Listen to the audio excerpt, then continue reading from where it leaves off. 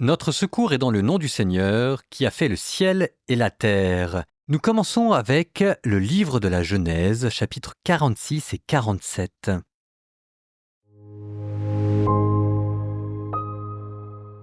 Israël, c'est-à-dire Jacob, se mit en route avec tout ce qui lui appartenait.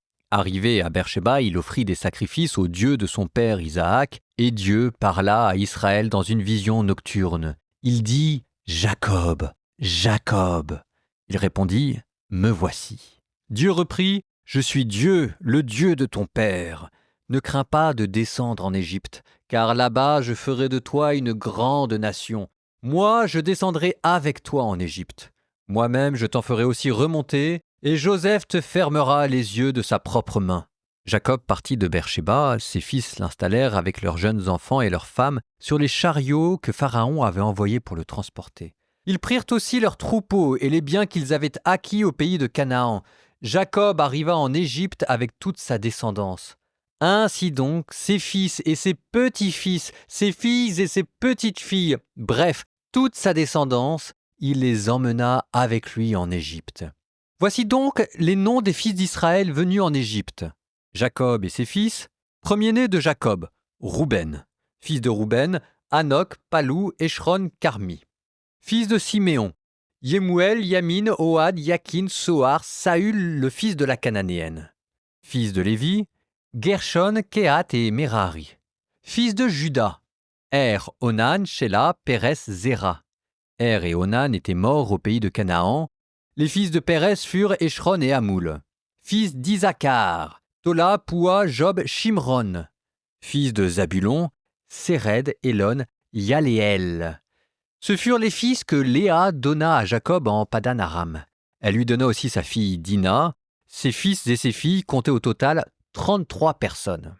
Fils de Gad, Siphéion et Hagi, Shuni et Eshbon, Éri, Arodi et Arééli. Fils d'Acher, Yimna, Yishva, Yishvi, Beria et leur sœur Séra, fils de Beria, Héber et Malkiel. Ce furent les fils que Zilpa, la servante donnée par Laban à sa fille Léa, enfanta à Jacob. 16 personnes. Fils de Rachel, femme de Jacob, Joseph et Benjamin. Au pays d'Égypte, il naquit à Joseph 2 fils, Manassé et Éphraïm, qui lui avaient enfanté Ashnath, fille de Potiphéra, prêtre de On. Fils de Benjamin, Béla, Béker et Ashbel, Guéra et Naaman, Éhi et Roche, Moupim, Oupim et Ard. Ce furent les fils de Rachel qu'elle enfanta à Jacob. Au total, 14 personnes. Fils de Dan, Ushim. Fils de Nephtali, Yachéel, Gouni, Yécher, Shilem. Ce furent les fils que Bila, la servante donnée par Laban à sa fille Rachel, enfanta à Jacob. Au total, 7 personnes. Total des personnes appartenant à Jacob et issues de lui qui vinrent en Égypte, sans compter les femmes de ses fils. 66 en tout. Fils de Joseph qui lui furent enfantés en Égypte, 2 personnes. Le total des personnes de la maison de Jacob qui vinrent en Égypte fut de 70. Jacob avait envoyé Juda en avant vers Joseph pour préparer son arrivée dans le pays de Goshen. Quand ils furent arrivés dans le pays de Goshen, Joseph fit atteler son char et monta à la rencontre de son père Israël. Dès qu'il le vit, il se jeta à son cou et pleura longuement dans ses bras. Israël dit à Joseph, « Maintenant que j'ai revu ton visage, je peux mourir, puisque tu es encore vivant. » Joseph dit à ses frères et à la famille de son père, « Je vais monter prévenir Pharaon. Je lui dirai, « Mes frères et la famille de mon père qui étaient au pays de Canaan sont venus me rejoindre. Ces hommes sont des bergers. Ils élèvent des troupeaux et ont amené leurs petits et leurs gros bétail, ainsi que tout ce qui leur appartient. Donc, quand Pharaon vous convoquera pour vous demander quel est votre métier, vous répondrez « Tes serviteurs élèvent des troupeaux depuis leur jeunesse jusqu'à ce jour. Nous faisons ce que faisaient nos pères. » Et ainsi vous pourrez demeurer au pays de Goshen. Tout berger, en effet, est une abomination pour les Égyptiens. Joseph alla donc prévenir Pharaon. Il lui dit « Mon père et mes frères sont arrivés du pays de Canaan avec leurs petits et leurs gros bétail, ainsi que tout ce qui leur appartient. Les voici au pays de Goshen. » Puis parmi ses frères, il en choisit 5 qu'il présenta à Pharaon. Pharaon leur demanda « Quel est votre métier ?» Ils lui répondirent « Tes serviteurs sont des bergers. Nous le sommes comme l'étaient nos pères. » Et ils ajoutèrent : « Nous sommes venus séjourner comme des immigrés dans le pays, car il n'y a plus de pâturage pour le petit bétail de tes serviteurs, la famine pèse sur le pays de Canaan. Permets que tes serviteurs habitent maintenant au pays de Goshen. » Pharaon s'adressa à Joseph et lui dit : « Ton père et tes frères sont venus te rejoindre. Le pays d'Égypte est à ta disposition. Installe ton père et tes frères au meilleur endroit du pays. Qu'ils habitent au pays de Goshen. Et si tu connais parmi eux des hommes de valeur, nomme les chefs des troupeaux qui m'appartiennent. » Alors Joseph fit venir son père Jacob et le présenta à Pharaon. Jacob salua Pharaon, qui lui demanda : « Quel âge as-tu » Jacob lui répondit : « Il y a 130 ans que je vis en immigré. Ma vie a été courte et malheureuse. Je n'ai pas atteint l'âge de mes pères au temps où ils vivaient en immigré. » Puis Jacob salua Pharaon et sortit de chez lui. Joseph installa donc son père et ses frères, il leur donna une propriété au pays d'Égypte, au meilleur endroit du pays, sur les terres de Ramsès, comme l'avait ordonné Pharaon. Joseph pourvut aux besoins de son père, de ses frères et de toute la maison de son père, en leur procurant du pain selon le nombre des jeunes enfants.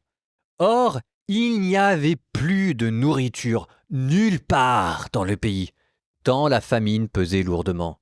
Le pays d'Égypte et le pays de Canaan étaient épuisés par la famine. Joseph ramassa tout l'argent qui se trouvait au pays d'Égypte et au pays de Canaan en échange du grain qu'ils achetaient. Ainsi, Joseph fit rentrer l'argent dans la maison de Pharaon. Quand il n'y eut plus d'argent au pays d'Égypte et au pays de Canaan, tous les Égyptiens vinrent trouver Joseph pour lui dire : « Donne-nous du pain, pourquoi devrions-nous mourir devant toi, faute d'argent ?» Joseph répondit : « Livrez-moi vos troupeaux, et en échange de vos troupeaux, je vous donnerai du pain si vous n'avez plus d'argent. » Ils amenèrent leurs troupeaux à Joseph, qui leur donna du pain en échange des chevaux, des troupeaux de petits et de gros bétail et des ânes. Et en échange de tous leurs troupeaux, il leur procura du pain cette année-là. Cette année s'acheva, et l'année suivante, ils vinrent le trouver pour lui dire : « Nous ne le cacherons pas à mon seigneur, puisqu'il n'y a plus d'argent et que les troupeaux de bêtes appartiennent à mon seigneur, il ne reste à la disposition de mon seigneur que nos corps et nos terres. Pourquoi devrions-nous mourir sous tes yeux, nous et nos terres avec nous ? Achète-nous donc, nous et nos terres, en échange de pain, nous serons, nous et nos terres, esclaves de Pharaon. Donne-nous des semences, pour que nous vivions, que nous ne mourions pas et que la terre ne soit pas désolée. » Joseph acheta toute la terre d'Égypte pour Pharaon. En effet, chaque Égyptien vendait son champ tant la famine les accablait. Et tout le pays appartint à Pharaon. Quant au peuple, Joseph le réduisit en esclavage, d'un bout à l'autre du territoire de l'Égypte. C'est uniquement la terre appartenant aux prêtres qu'il ne put acheter, car il y avait un décret de Pharaon en faveur des prêtres. Ceux-ci vivaient de ce que leur attribuait le décret de Pharaon. Aussi, ils n'eurent pas à vendre la terre qui leur appartenait. Joseph dit au peuple : « Voici qu'aujourd'hui je vous ai acheté pour Pharaon, ensemencez la terre. Au moment de la récolte, vous en donnerez 1/5 à Pharaon, les 4 autres seront pour vous, pour ensemencer le champ, pour vous nourrir, pour nourrir les gens de votre maison et pour nourrir vos jeunes enfants. » Ils répondirent : « Nous te devons la vie. Puissions-nous trouver grâce aux yeux de mon Seigneur et être les esclaves de Pharaon. » En conséquence, Joseph prit un décret concernant la terre de l'Égypte, décret toujours en vigueur aujourd'hui. Le 5e des récoltes appartient à Pharaon. Seule la terre des prêtres ne lui appartint pas. Les fils d'Israël habitaient en Égypte, au pays de Goshen. Ils y furent propriétaires, ils étaient féconds et se multiplièrent énormément. Jacob vécut 17 ans au pays d'Égypte. La durée de sa vie fut de 147 ans. Quand approcha le jour de sa mort, Israël, c'est-à-dire Jacob, appela son fils Joseph et lui dit : « Si j'ai trouvé grâce à tes yeux, jure-moi de ne pas m'enterrer en Égypte. Ainsi tu me montreras ta fidélité et ta loyauté. Je reposerai avec mes pères. Tu m'emporteras hors d'Égypte et tu m'enterreras dans leur tombeau. » Joseph répondit : « Oui, je ferai comme tu as dit. » Et Jacob reprit : « Prête-moi serment. » Joseph lui en fit le serment, et Israël se prosterna au chevet de son lit.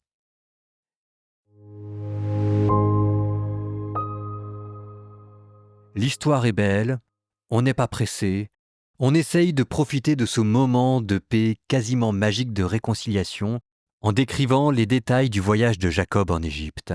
Jacob, Israël, nous dit la Bible, partit avec tout ce qu'il avait. Donc c'est un nouveau départ. Arrivé à Bersabée, il offrit un sacrifice au Dieu de son père Isaac. Parce que Bersabée, dans le livre de la Genèse, nous l'avons rencontré avec Isaac, où il avait offert un sacrifice à Dieu, et nous l'avions encore rencontré avant avec Abraham, où il avait déjà offert un sacrifice à Dieu. C'est donc devenu un lieu familial où Jacob peut commémorer l'alliance. Et il en a besoin parce qu'il va quitter Israël, le pays que Dieu a promis à Abraham. L'avenir est donc plein d'incertitudes et il ne sait pas s'il est encore fidèle à la promesse de Dieu qui lui a promis ce pays alors qu'il s'apprête à quitter pour partir en Égypte. Et Dieu lui répond « Ne crains pas d'aller en Égypte car je ferai de toi une grande nation. » Dieu connaît le cours de la vie humaine et il sait s'y adapter. Moi-même, je descendrai avec toi en Égypte, ce qui veut donc dire que Dieu n'est pas lié à un lieu particulier, et moi-même je t'en ferai remonter, il accomplira sa promesse, et c'est Joseph qui te fermera les yeux. Parce qu'une coutume de l'époque voulait que ce soit le fils aîné qui ferme les yeux de son père. Oui, mais voilà, en ce moment, le chef de la famille de manière propre, claire et nette, c'est Joseph, ce que, d'une certaine manière, Jacob a toujours su, et ce que Dieu reconnaît. Bref, tout le monde part en Égypte et là, la Bible fait une pause dans le récit pour vous offrir un tableau, un recensement des généalogies, qui est toujours un moyen dans la Bible de marquer les étapes du récit et de vous rappeler que c'est un récit familial et de montrer qu'il y a une certaine réconciliation du peuple. Dans la dernière généalogie, c'était la réconciliation de Joseph avec ses enfants. Et ici, on descend encore un étage en dessous. La promesse de Dieu s'accomplit au fur et à mesure que le peuple s'agrandit. Et cette généalogie montre la réconciliation des frères entre eux. Puis vient le moment des retrouvailles magnifiques à hauteur de l'attente. « Cette fois, je puis mourir, dit Jacob, car j'ai revu ta face et tu es vivant. » Et évidemment, on pense ici à d'autres paroles qui furent prononcées dans le temple de Jérusalem devant Jésus par le vieillard Siméon. « Maintenant, ô maître souverain, tu peux laisser ton serviteur s'en aller, car j'ai vu ta face. » C'est l'objet du désir qui est enfin comblé, notre vie accomplie. Joseph, qui est devenu pour son père Jacob, l'image de Dieu sur terre, et il n'y a pas à en rougir, parce que Joseph, créé à l'image de Dieu, par sa sagesse et sa vertu, est maintenant devenu aussi à sa ressemblance. C'est quand même des paroles que tout père aimerait dire à son enfant. Et puis, une rencontre chasse l'autre. On arrive maintenant à Pharaon, où Joseph dit qu'il a eu 130 ans, ce qui est plus que l'idéal égyptien de 110 ans ou l'idéal biblique de 120 ans, mais que ces 130 ans ont été courts et mauvais. Il le dit sans ironie, c'est parce c'est un homme qui a beaucoup souffert à cause de sa famille, et donc il se présente comme un pèlerin.